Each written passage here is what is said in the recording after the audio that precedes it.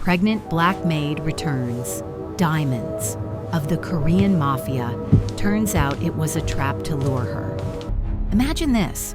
You're 7 months pregnant, working as a maid in one of Seoul's most luxurious penthouses, cleaning the home of a man whose name makes billionaires nervous. One morning, while dusting beneath a leather sofa, you find a black velvet pouch filled with diamonds, raw, uncut, worth more than you'll earn in 10 lifetimes. You think, I'll do the right thing, return them to the owner. But the moment you hand them over, his eyes go cold, and you realize the truth. It wasn't lost property, it was bait, a carefully laid trap designed to catch a thief, except you weren't the thief. But now, the most dangerous man in Korea refuses to let you go. What would you do now? Hit that subscribe button if you're ready for the ride. Subscribe for more intense stories like this. And let's dive into the story right now. Maya Collins never should have touched that velvet pouch. At 26, 7 months pregnant, and working 6 days a week as a live-in maid, she had learned one fundamental rule: see nothing, hear nothing, touch nothing that doesn't concern you. In the 6 months since she'd started working for Park Enterprises, she'd kept her head down and her hands clean. The pay was triple what other households offered, and the room they provided in the staff quarters was warm and private, a luxury she couldn't afford to lose. Her employer, Park Jin-woo, was a ghost. She rarely saw him. He left before dawn and returned after midnight, his presence marked only by the faint scent of expensive cologne lingering in the master suite and the perfectly tailored suits that needed pressing. The other staff whispered about him in the kitchen. They said he owned half of Gangnam's real estate. They said politicians took his calls at 3 a.m. They said his smile had ended careers, and his silence had ended lives. Maya had learned not to ask questions. That Tuesday morning, she was dusting the penthouse living room, all floor-to-ceiling windows overlooking the Han River, black marble floors, and furniture that cost more than her mother's house back in Atlanta. Her lower back ached. The baby kicked restlessly against her ribs. She knelt carefully beside the Italian leather sofa, reaching beneath it with the duster. Her fingers brushed something that didn't belong. She pulled it out slowly. A small black velvet pouch, the kind that whispered wealth in every stitch. Her heart hammered. She knew better. She should leave it exactly where she found it. But curiosity, or maybe desperation, made her loosen the drawstring. Inside lay diamonds. Not the polished kind from jewelry stores, but raw stones, uncut, their edges sharp and their surfaces catching the morning light like frozen fire. There had to be 20 of them, maybe more. Tucked beneath them was a handwritten note in Korean. She couldn't read it, but she recognized the name at the bottom: Park Jin-woo. Maya's hands trembled as she retied the pouch. Her mind raced. Someone had hidden this here. Someone had lost it. If she reported it missing, would she be suspected? If she said nothing, would they think she stole it? Either way, she was a black foreign woman with no connections, no family in Korea, and a baby on the way. She was the easiest person to blame. No, she would return it directly. Show him she was trustworthy. Maybe he'd even reward her. Enough to rent a real apartment before the baby came, somewhere with a nursery instead of a closet. She slipped the pouch into her apron pocket and continued cleaning. That evening, Maya waited in the kitchen long after the other staff had retired.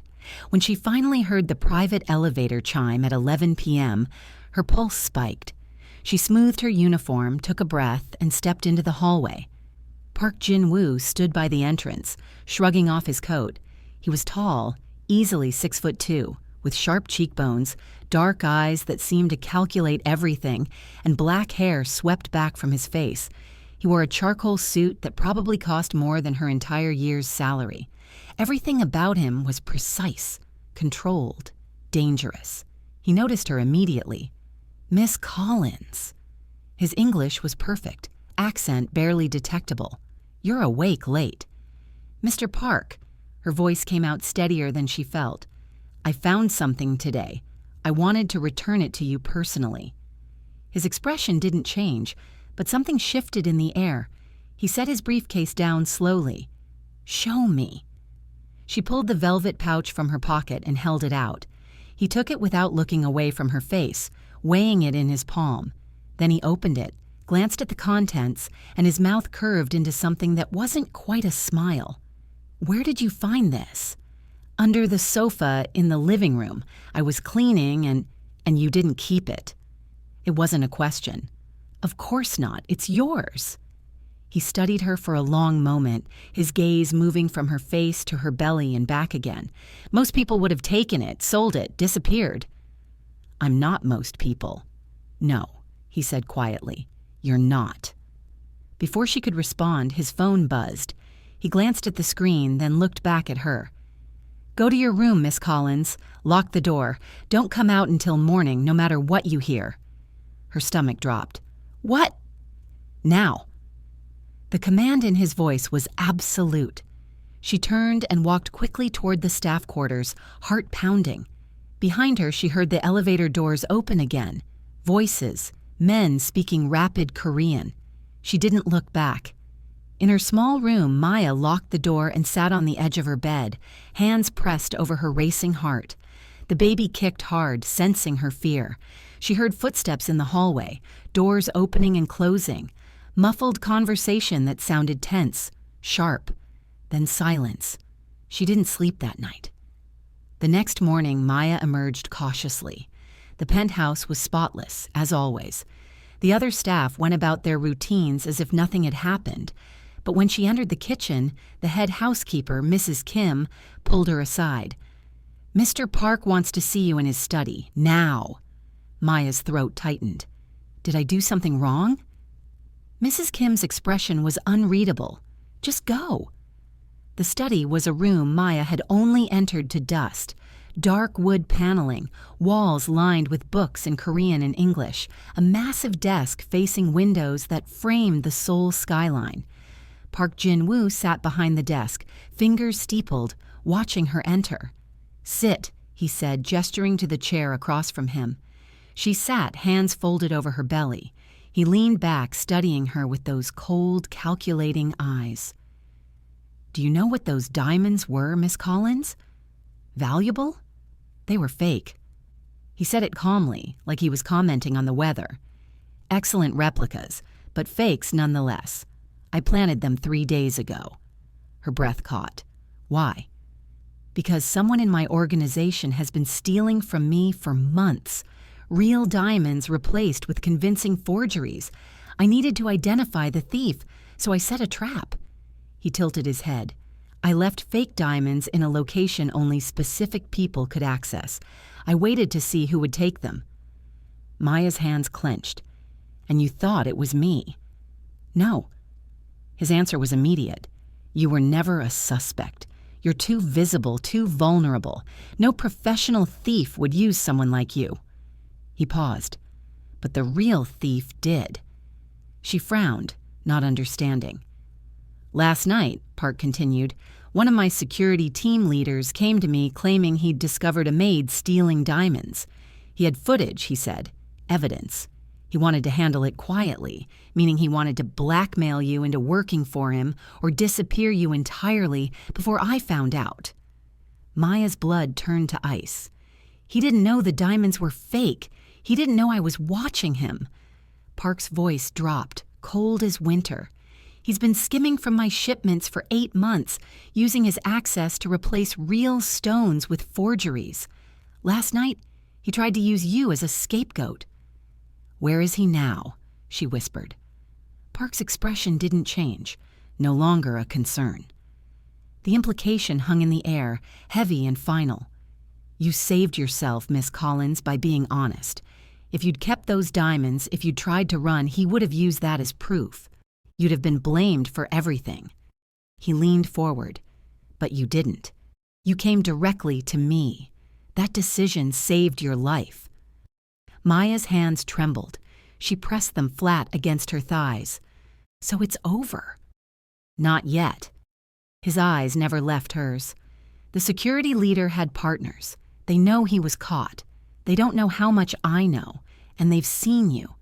They believe you might be working with me now, or that you witnessed something. He paused. Either way, you're a loose end. Her breath came faster. What does that mean? It means you're in danger, and I'm responsible. You didn't. I used you as bait without your knowledge. That makes you my responsibility. He stood, walked to the window. I can protect you, but it requires you to trust me completely. I need you to stay here, in this penthouse. I need you to follow my instructions without question. And when this is finished, I'll ensure you and your child have everything you need to start over. New identity, new country if you want, enough money to never worry again. Maya stared at him. And if I refuse? He turned back to her. Then you walk out that door, and within 24 hours, you'll be dead. They don't leave witnesses.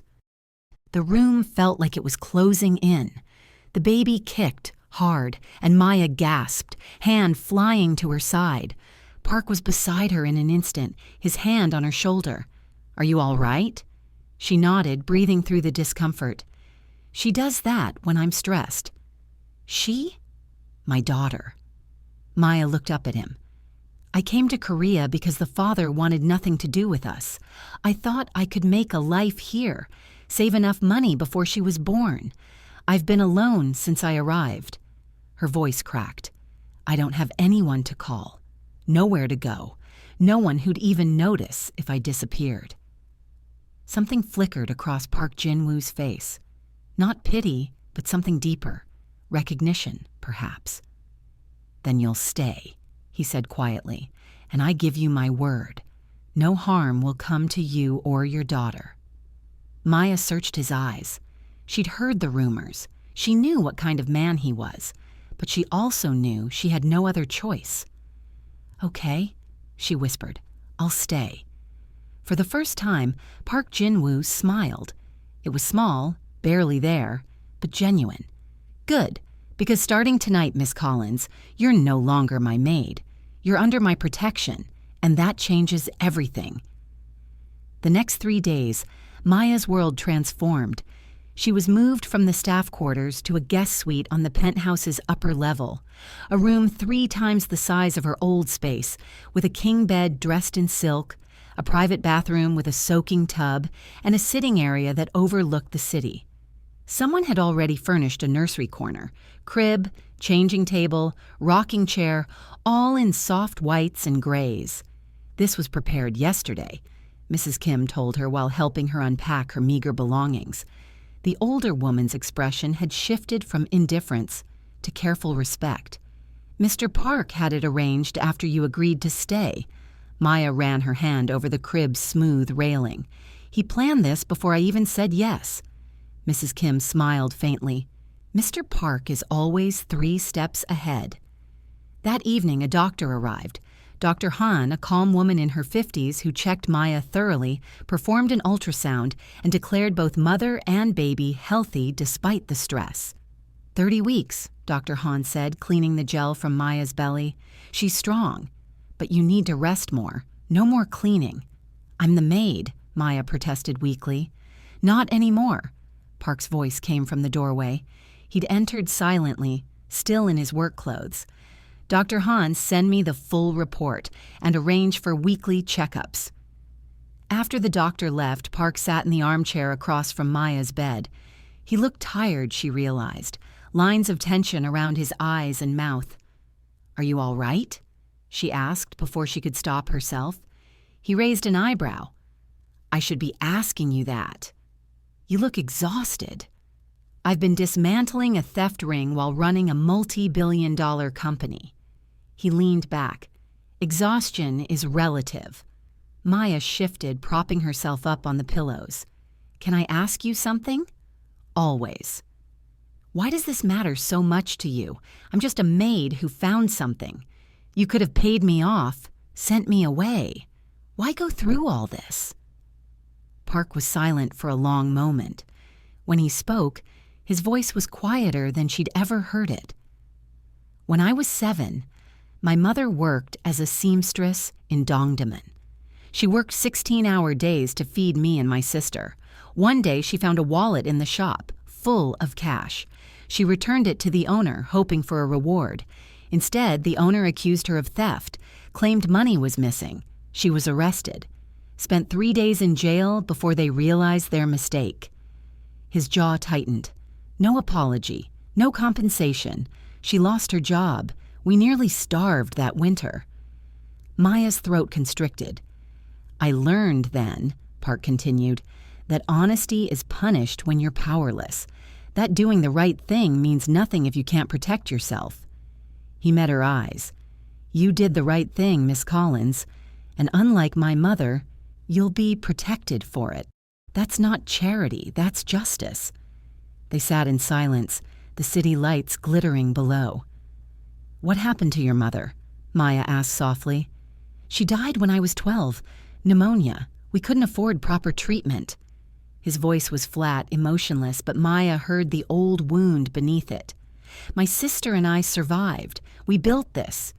He gestured vaguely at the penthouse. Everything I have is to ensure no one can ever do that to us again. Maya understood then. This wasn't about diamonds. It was about power, about never being helpless again. Your sister, she said, she runs the legal side of Park Enterprises. You'll meet her eventually. He stood. For now, rest. Tomorrow things get more complicated. He was right. The next morning, Park's head of security, a man named Kang Min-jun, built like a tank with sharp eyes and a no-nonsense demeanor, briefed Maya on the situation. We've identified 3 men working with the former security leader, Kang said, showing her photos on a tablet. They're scrambling. They lost their inside access when their leader disappeared, but they still have the stolen diamonds, approximately $20 million worth. They're trying to fence them quickly and quietly. Maya studied the faces, hard men with cold eyes. And they think I'm involved somehow? You were the last person seen with the fake diamonds. They're not sure if you're a witness or an accomplice. Either way, you're a problem they want to eliminate.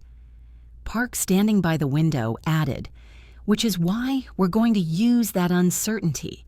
Maya's stomach nodded. Use it how? Park turned to face her. We're going to let them think you're willing to talk, that you know more than you do.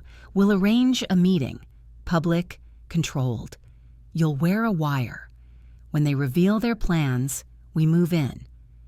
You want me to be bait, again. I want you to be the lure that brings them into the open, Park corrected. There's a difference. Bait is passive. You'll be in control the entire time. At the first sign of danger, my team extracts you. But we need them desperate enough to make mistakes. Maya looked down at her belly, at the swell of life she was responsible for. And if something goes wrong... Park walked over, crouching so he was at eye level with her. Then I will burn this city down to keep you safe. Do you believe me? The intensity in his eyes left no room for doubt. Yes, she whispered. Good. He stood. We start tomorrow night. That night, unable to sleep, Maya wandered to the penthouse terrace. The night air was cool, the city sprawling beneath her like a galaxy of electric stars. She heard footsteps behind her. Park joined her at the railing, carrying 2 mugs. He offered her one. Hot chocolate, she realized, not coffee. How did you know? She asked. I pay attention. They stood in comfortable silence, watching the traffic crawl far below. I've been thinking about what you said, Maya began, about your mother, about building all this so no one could hurt you again. She glanced at him. Did it work? Do you feel safe now? Park's expression was unreadable. I feel powerful. That's not the same thing. No, she agreed. It's not. What about you? He asked. Why did you come to Korea alone and pregnant? You said the father wanted nothing to do with you, but there must have been other options. Maya gripped the warm mug. I was a social worker in Atlanta. I loved my job. I loved helping people. Then I fell for a man who turned out to be married. When I got pregnant, he offered me money to disappear, to take care of it. She laughed bitterly. I kept her out of spite at first. Then I realized I actually wanted her. But I couldn't stay in Atlanta. Everywhere I went, people knew. His wife's family had connections. They made my life hell. She took a sip of hot chocolate. I saw a job posting for English-speaking domestic workers in Seoul. It felt like a sign, a fresh start. I thought I could save money, have my baby, maybe even stay here permanently, build a life where no one knew my shame. It's not shame, Park said quietly. You were lied to. He's the one who should be ashamed. Maya's eyes stung. No one had ever said that to her before. Thank you, she whispered. Park's hand covered hers on the railing briefly. When this is over, you'll have that fresh start. I promise you that. The touch was brief, but Maya felt it like electricity. She told herself it meant nothing. He was her employer, her protector, nothing more. But her heart didn't listen. The meeting was set for 8 p.m. at Club Azure, a mid-level lounge in Gangnam where businessmen and criminals mixed freely. Park's team had spent 2 days spreading rumors through back channels. The pregnant maid knew more than she'd told. She was scared. She might be willing to talk if the price was right. Maya wore a simple black dress, maternity cut, elegant enough for the venue, and a thin wire taped beneath her bra. Kang Min-jun went over the plan 3 times. You'll sit in the booth we've reserved, he explained. They'll approach you, let them talk. Ask about protection money, about leaving the country, about what you saw. Don't offer information. Make them work for it. We'll have eyes on you the entire time. Park added, at any point, if you feel unsafe, say the word cold. We'll extract you within 30 seconds. Maya nodded, mouth dry. They arrived at 7:45 p.m. The club was dimly lit, all leather booths and amber lighting, expensive liquor glittering behind the bar. Park guided her to a corner booth with a clear view of the entrance. I'll be 3 tables away, he murmured. You won't see me, but I'll see you. Then he was gone, disappearing into the crowd. Maya sat alone, hands folded over her belly, breathing steadily. The baby kicked, as if sensing her anxiety. At 8:07 p.m., 3 men entered. She recognized them from the photos. The leader was a thin man in his 40s with a scar along his jawline, Lee Sang-ho, former associate of the dead security leader. He spotted her immediately. They approached her booth. Lee Sang-ho slid in across from her, the other 2 flanking the table like sentries. Miss Collins, he said in accented English. Thank you for agreeing to meet. Maya forced herself to look scared. It wasn't hard. You said you could help me leave Korea. We can, but first, we need to know what you told Park Jin-woo. I told him I found diamonds. That's all. Lee's eyes narrowed. Nothing else? You didn't hear conversations? See anything unusual? I'm a maid. I clean and stay invisible. That's my job. One of the other men leaned in, speaking rapid Korean. Lee nodded, then turned back to Maya. Park Jin-woo is a dangerous man. If he thinks you know something, he won't let you leave. But we can get you out. New passport, plane ticket tonight. $50,000. All you have to do is tell us where he keeps his real inventory. Maya's heart hammered. I don't know what you're talking about. The diamonds, Miss Collins. The real ones. Where are they stored? I don't... Lee's hand shot out, gripping her wrist. Not hard enough to hurt, but enough to send a message. Don't play games. We know you have access to the entire penthouse. You've seen things. Where does he keep his shipments before they're moved? Maya pulled her hand back. I'm 7 months pregnant. I clean bathrooms. I don't know anything about shipments or inventory. I found a pouch under a sofa and returned it. That's all. Lee's expression hardened. He glanced at his companions, then back at her. Then you're useless to us. The shift in his tone was immediate, dangerous.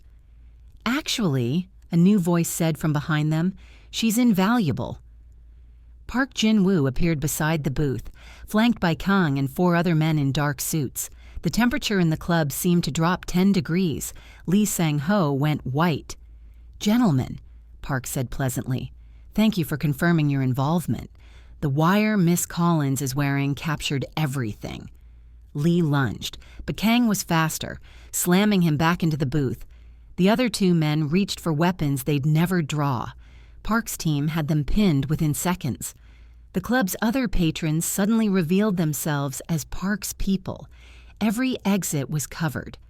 Park leaned down, his voice dropping to a deadly whisper. "You stole from me. You threatened a pregnant woman under my protection, and you thought I wouldn't find you." Lee's bravado crumbled. "Please, Mr. Park, we can return the diamonds. We can—" "Too late." Park straightened. "Take them." As his men dragged the three criminals out through a back exit, Park turned to Maya. She was shaking, adrenaline finally crashing through her system. "It's over," he said gently, helping her stand. "You're safe now." Her legs nearly gave out. Park caught her, his arms solid around her waist. "I've got you." Outside, in the back of his armored sedan, Maya finally broke down. Tears she'd been holding back for days, weeks, months streamed down her face. Park said nothing. He simply handed her his handkerchief and let her cry. When she finally calmed, she whispered, "I'm sorry." "For what?" "For falling apart." "You just helped dismantle a criminal operation while 7 months pregnant," Park said. "You're allowed to fall apart." Maya laughed through her tears. "Is this what your life is always like?" "Usually more boring. Lots of spreadsheets." She looked at him. Really looked at him. In the dim light of the car, he looked less like a criminal kingpin and more like a man who carried the weight of empires on his shoulders. "Thank you," she said, "for keeping your word." His eyes softened. "Always." The next 2 weeks passed in strange tranquility. The stolen diamonds were recovered. Lee and his associates disappeared. Maya didn't ask where. Park assured her the threat was eliminated. Her life settled into an unexpected rhythm. She no longer worked, but she wasn't idle either. Park began teaching her. He showed her the business, legitimate and otherwise. He walked her through contracts, explaining how deals were structured, where leverage lived, how power flowed through silence more than words. He taught her to read financial statements, to spot desperation in negotiating partners, to sit in uncomfortable silence until others filled it with truth. "Power," he told her one evening as they reviewed acquisition reports, "isn't about being the loudest person in the room. It's about being the one everyone fears to disappoint." Maya absorbed it all. She'd spent her whole life shrinking, apologizing, accepting scraps. But here, watching Park operate, she saw another way to exist. She could be soft and strong, kind and unmovable. Their evenings fell into routine. Dinner together, then hours on the terrace, talking about everything and nothing. He told her about building his empire from nothing, about his sister who'd stood beside him through it all. She told him about her mother's death when she was 19, about the social work cases that still haunted her, about the dreams she'd had before a married man destroyed them. And slowly, almost imperceptibly, the space between them grew charged.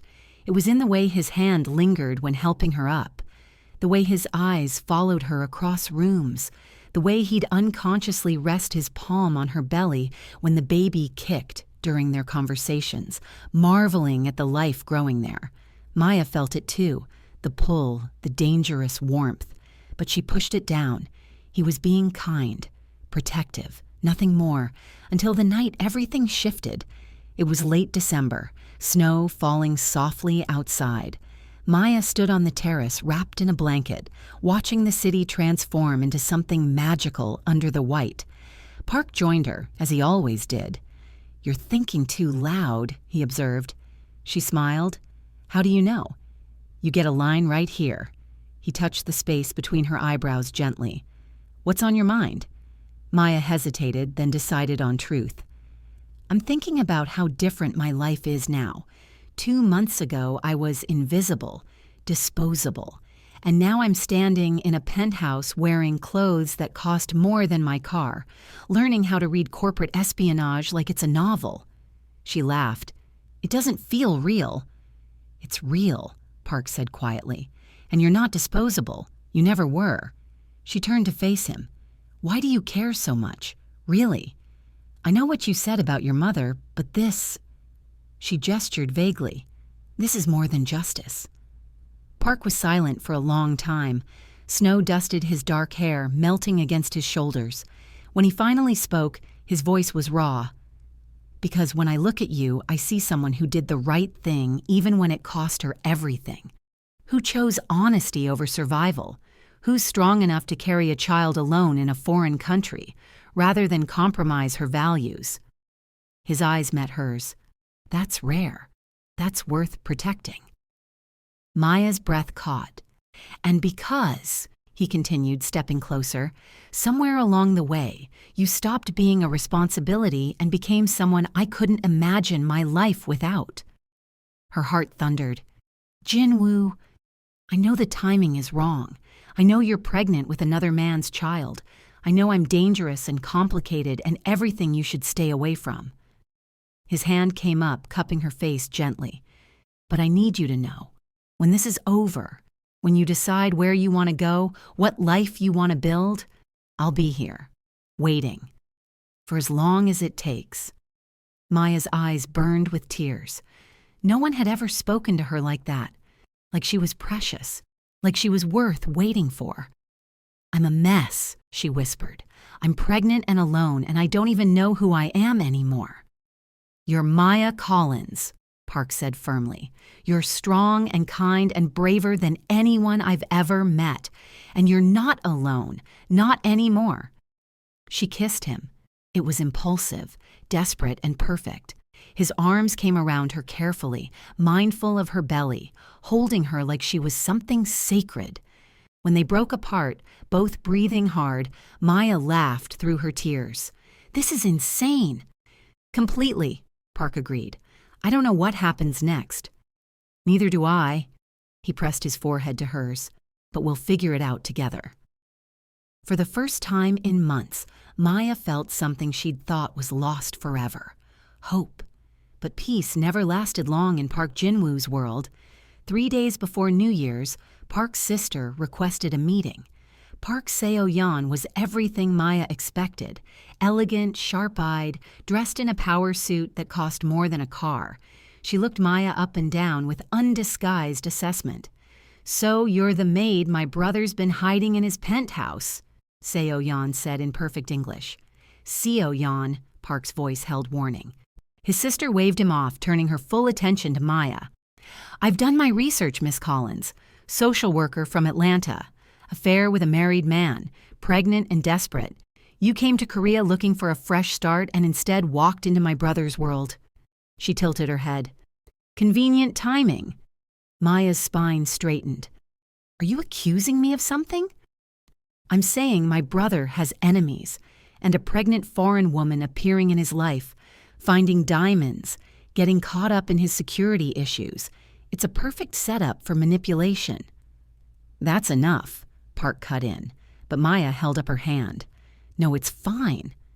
She met Seo-yeon's gaze steadily. "You're right to be suspicious.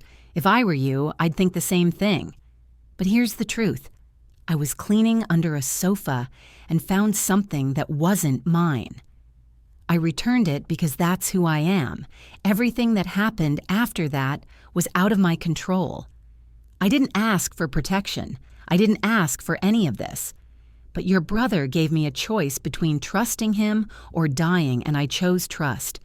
She paused. "If that makes me manipulative, then I don't know what to tell you." Seo-yeon's expression shifted, something like respect flickering across her face. "You have spine. Good. You'll need it." "What does that mean?" Park demanded. His sister pulled out a tablet, sliding it across the table. "Minjun's been tracking the money from the diamond thefts. It leads back to someone we didn't expect." On the screen was a photo of a woman, Korean, early 50s, elegant. Maya frowned. "Who is she?" Park's face had gone cold. "Choi Sun-hee. She's on the board of Park Enterprises. She's been with the company since the beginning. Since my mother—" He stopped. "She was your mother's friend," Seo-yeon finished quietly. "She helped us after Mother died. We trusted her. And she's been stealing from us for 2 years," Seo-yeon continued.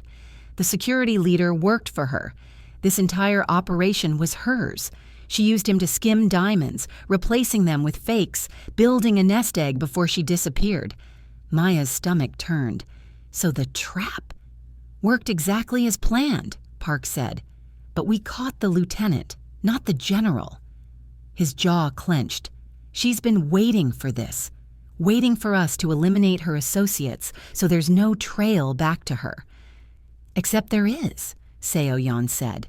The diamonds were being stored in a warehouse registered to a shell company.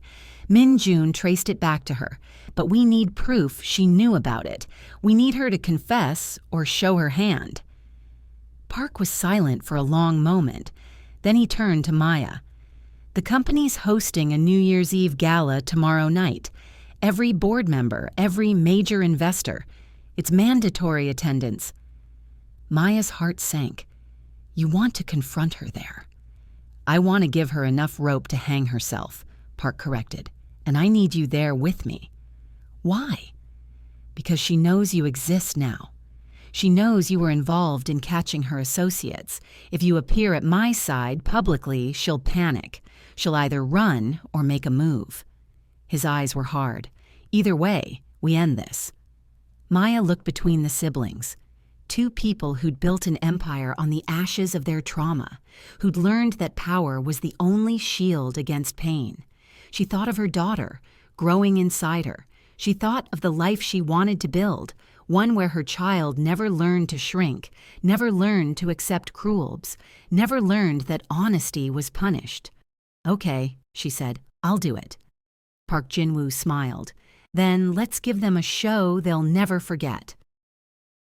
The New Year's Eve gala was held at the Lotte World Tower, the ballroom on the 121st floor, offering panoramic views of Seoul stretching to the horizon. Maya had never seen anything like it. Crystal chandeliers, marble floors, women in evening gowns dripping with jewels, men in tuxedos worth more than houses. Park had arranged for a stylist. Maya wore an emerald green gown, silk that draped elegantly over her pregnant belly, the neckline sophisticated, the fabric moving like water. Her hair was swept up, minimal jewelry except for diamond earrings Park had given her that morning. They're real this time, he'd said, fastening them himself. Now entering the ballroom on his arm, Maya felt every eye turn. Whispers rippled through the crowd like wind through grass. Who is she? Is that Park Jin-woo's? She's pregnant. I heard she works for him. Park ignored them all, guiding her through the crowd with absolute confidence. His hand rested on her lower back, a possessive, protective gesture that sent clear signals to everyone watching. They stopped to greet board members, investors, politicians. Park introduced her simply as Miss Collins, offering no explanation. His sister joined them, flanked by Kang Min-jun and the security team.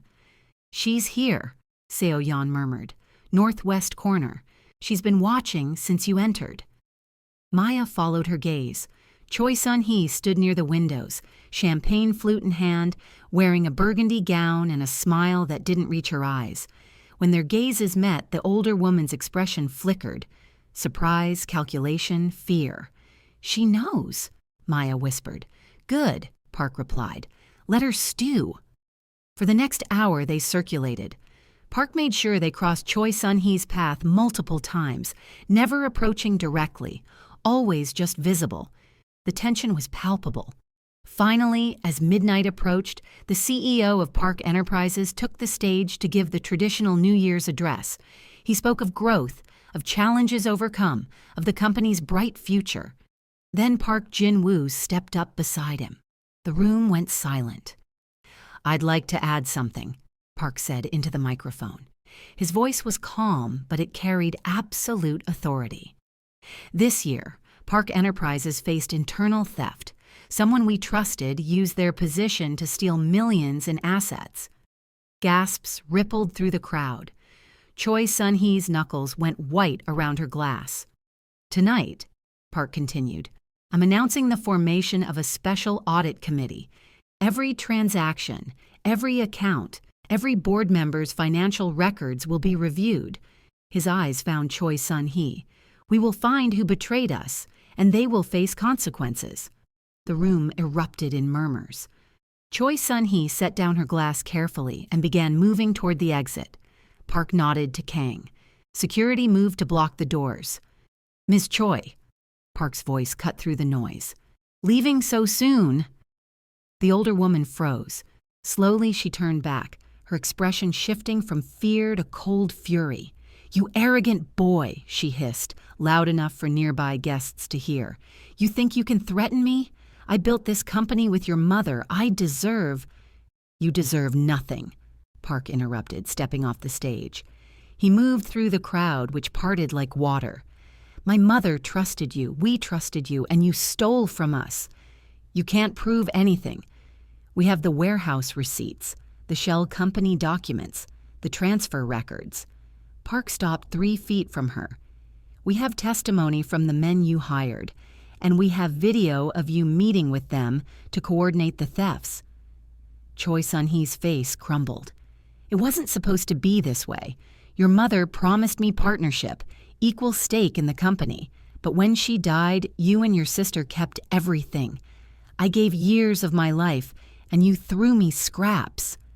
So you stole, and when that wasn't enough, you planned to frame an innocent woman." Park's voice dropped to lethal quiet. A pregnant woman who did nothing but return something that wasn't hers.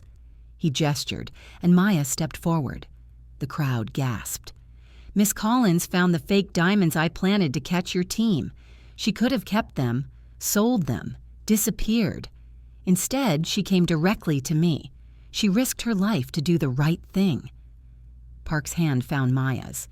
"And because of her honesty, we caught everyone involved." Choi Sun-hee looked at Maya with pure hatred. "You stupid girl, you could have had everything." "I have everything," Maya said clearly. "I have my integrity, my daughter, and my freedom. That's more than you'll ever have again." Security moved in. Choi Sun-hee struggled, but it was over. As they led her away, her screams echoing through the ballroom, the crowd stood in stunned silence. Then Park turned to face them all. "Let me make something clear," he said, his voice carrying to every corner of the room. "Miss Maya Collins is under my protection. Anyone who threatens her, questions her, or speaks against her answers to me personally." He paused. "She carries my child, and when our daughter is born, she will have my name and my legacy." The words landed like bombs. Maya's breath stopped. Our daughter, his child, his name. She looked up at him, shock written across her face. Park's eyes held hers, and she saw the truth there. He meant every word. "I know the baby isn't biologically mine," he murmured, "for her ears only. But she will be mine in every way that matters, if you'll let me." Tears spilled down Maya's cheeks. "Yes," she whispered. "Yes." He kissed her then, in front of Seoul's elite, in front of the board, in front of everyone. When they broke apart, the room erupted, some in applause, others in scandalized whispers. Park didn't care. He kept his arm around Maya as midnight struck, as fireworks exploded over the Han River, as the old year died and the new one was born. But the night wasn't over yet. As they left the gala, Maya's phone rang, a number she didn't recognize. She answered, stepping away from Park for privacy. "Maya Collins?" A woman's voice, unfamiliar. "Yes?" "I'm calling from Atlanta General Hospital. I'm sorry to inform you, but there's been an accident. The father of your child, Marcus Webb, was in a car crash. He's asking for you. He says it's urgent." Maya's blood ran cold. Marcus, the married man who'd abandoned her. I'm in Korea. I can't." "He's not expected to survive the night. He says he has information about your pregnancy, something you need to know." Her hands trembled. Park appeared beside her, concern etched on his face. She covered the phone. "It's the baby's father. He's dying. He says he needs to tell me something." Park's expression hardened, but he nodded. "Put it on speaker." Maya did. "I'm here. What do you want, Marcus?" A weak, raspy voice came through. "Maya, I'm sorry for everything. But you need to know. The baby, she's not just mine. Maya frowned. What are you talking about? My wife. When she found out about you, she did something. She had people follow you to Korea. She wanted to destroy you. He coughed, the sound wet and painful. She has connections there. Dangerous people. She paid them to make sure you never came back. Ice flooded Maya's veins. What did you do, Marcus? I'm sorry, he whispered. I'm so sorry. She's coming for you. She knows where you are, and she's not going to stop. The line went dead. Maya stared at the phone, numb.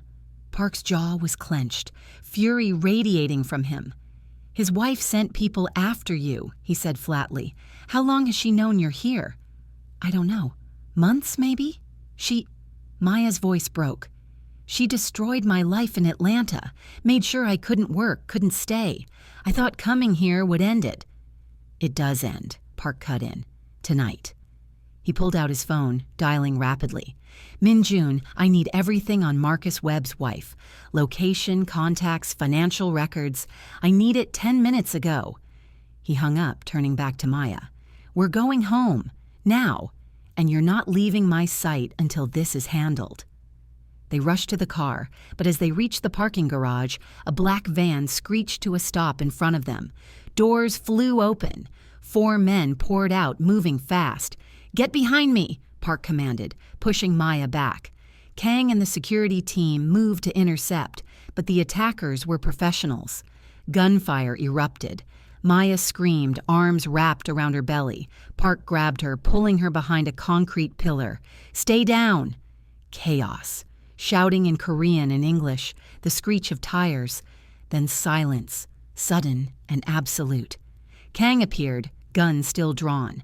They're down, all of them. Park didn't wait for details. He lifted Maya into his arms, carrying her to his car. Hospital, now. I'm fine, Maya protested, but her hands were shaking violently. We're checking anyway. At the private clinic, Dr. Han performed another ultrasound while Park paced like a caged animal outside the room. When she finally emerged, she smiled. Mother and baby are perfectly healthy. Just stress. Rest and calm for the next few days. Park sagged with relief. He entered the room where Maya lay on the examination table and dropped into the chair beside her, head in his hands. I almost lost you, he said quietly. Both of you. Maya reached for his hand. But you didn't. We're here. We're safe. He looked up, eyes fierce. I'm ending this. Tonight. Marcus Webb's wife will never touch you again. How? A dark smile crossed his face. The same way I handle all threats completely. By morning, it was done. Park's network moved with terrifying efficiency.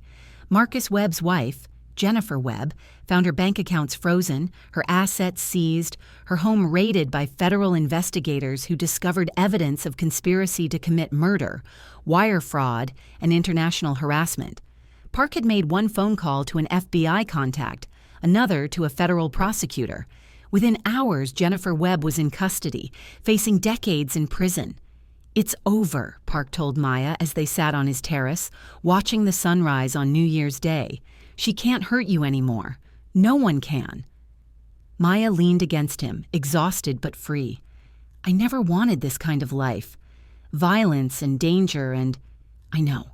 He wrapped his arms around her. And when you're ready, we'll build something different, something peaceful. But for now, you're safe. That's all that matters. The baby kicked hard, and Park's hand moved automatically to Maya's belly, feeling his daughter's movement. Our daughter, he whispered. Our daughter, Maya agreed. 3 months later, Park Maya was born at 3:17 a.m. on a quiet March morning. 7 pounds, healthy lungs, dark skin, and her mother's eyes. Park Jin-woo held her with trembling hands, this tiny life that had brought Maya into his world and transformed everything. Seo-yeon stood beside her brother, tears streaming down her face. She's perfect, Park whispered. Maya, exhausted and radiant, smiled. She really is. 6 months after that, they married. A small ceremony on the penthouse terrace with only family present. SEO Jan officiated. Baby Maya slept through the entire thing. Park Enterprises thrived under joint leadership, with Maya bringing her social work background to the company's charitable foundation. She built programs for single mothers, for immigrant workers, for women who needed fresh starts. And every year, on New Year's Eve, they returned to that terrace where they'd first admitted their feelings, watching fireworks bloom over Seoul. "Do you ever regret it?" Maya asked one such night, cradled against her husband's chest. "Taking in a pregnant maid who found diamonds under your sofa?" Park laughed, the sound warm and genuine. "That was the best trap I ever set." "It wasn't a trap for me," Maya protested. "No," he agreed, kissing her temple. "But you caught me anyway." Below them, the city glittered. Above them, stars emerged through the winter sky, and between them, wrapped in blankets, their daughter slept peacefully, the child born from diamonds and danger, honesty and hope. Maya Collins had come to Korea alone, pregnant and desperate. She'd returned diamonds to a man who could have destroyed her. Instead, she'd found something she'd stopped believing in: a home, a family, a love worth more than all the diamonds in the world. Hi, lovely viewers. Thanks for watching till the end. Please don't forget to like, subscribe, share, and click on the notification bell for more exciting stories. Do you think Maya made the right choice trusting Park Jin-woo, or should she have taken the diamonds and run? Please drop your speculations and expectations in the comments below. Thank you.